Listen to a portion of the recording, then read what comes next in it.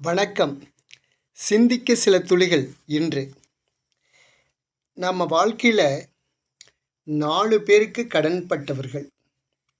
ஒன்று அம்மா, தாய், தந்தை, குரு, தெய்வம். மாதா, பிதா, குரு, தெய்வம்.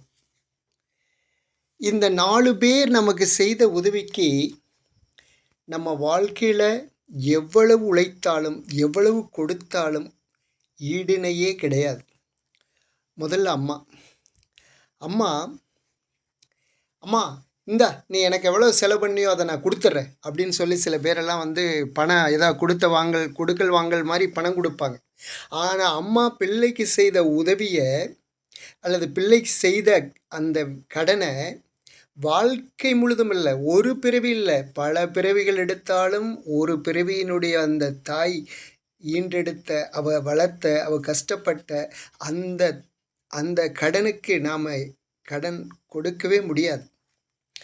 அவ்வளவு கஷ்டம். நம்ம சின்ன குழந்தைய பிறந்தவுடனே நாம் எத்தனை குறும்பு பண்ணியிருப்போம், எத்தனை அசிங்கம் பண்ணியிருப்போம்.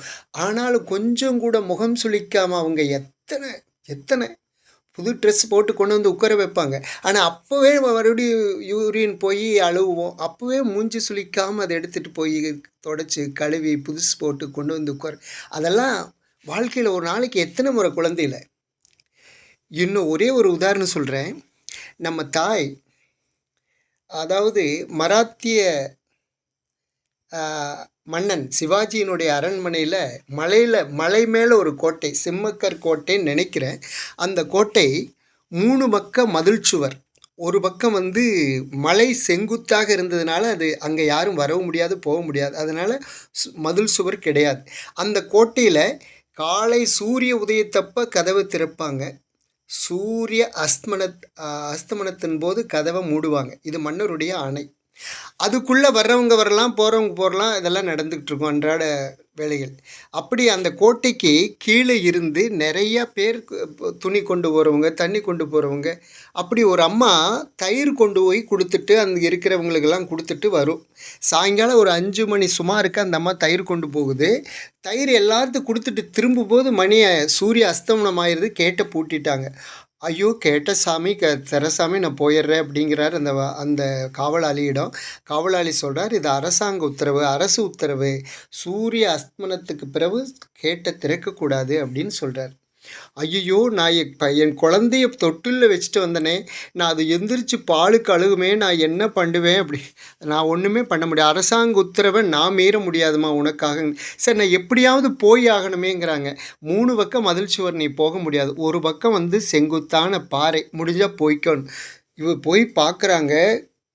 மசங்களான நேரம், சூரிய அஸ்தமனமாயாச்சு, இருட்டு நேரம், இருட்டு வந்துகிட்ருக்கு. அந்த மசங்கள் மாலை நேரம் சொல்லுவாங்க இல்லையா, அந்த நேரம். அந்த அம்மா அந்த தயிர் கூடையெல்லாம் போட்டுட்டு அந்த தலகலாக இருக்கிற 300 அடி உயரத்தில் செங்குத்தாக இருக்கிற அந்த மலையில் இறங்க ஆரம்பித்தாங்களாம். முள் பிடிக்குது, கல் பிடிக்குது, செடி செத்த அதெல்லாம் அப்படியே அங்கங்கே கிழிக்குது. அதை பற்றியெல்லாம் கவலை இல்லை. எப்படியோ இறங்கியாச்சு. இறங்கி ஓடி அந்த குழந்தைய, அழுதுகிட்டு இருந்த குழந்தைய வாரி அணைச்சி பாலை கொடுத்து மீண்டும் அந்த குழந்தைய தூங்க வச்சுட்டு அப்படியே பார்க்குறாங்க. உடம்பெல்லாம் கீறல், மூஞ்சியெல்லாம் கீறல், சீலை கிழிஞ்சிருக்கு, சாக்கெட் கிழிஞ்சிருக்கு, ஒரே ரத்தம். ஆனால் அதெல்லாம் அந்த அம்மாவுக்கு தெரியல. என் குழந்தைய போய் பார்க்கணும், தூக்கி பால் கொடுக்கணுங்கிற ஒரே எண்ணத்தை தவிர உடம்புல எது பட்டுதுன்னு தெரியல, எப்படி இறங்கணும்னு தெரியல. இதை அடுத்த நாள் இந்த அம்மா தயிர் கூடையோடு போய் நின்றுருக்கு. அந்த காவலாளி ஆச்சரியப்பட்டிருக்கான்.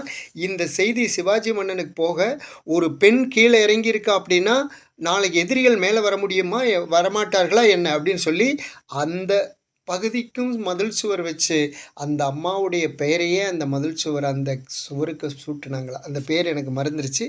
மீண்டும் ஞாபகம் வந்தால் இன்னொரு நாள் சொல்வேன். நன்றி, வணக்கம்.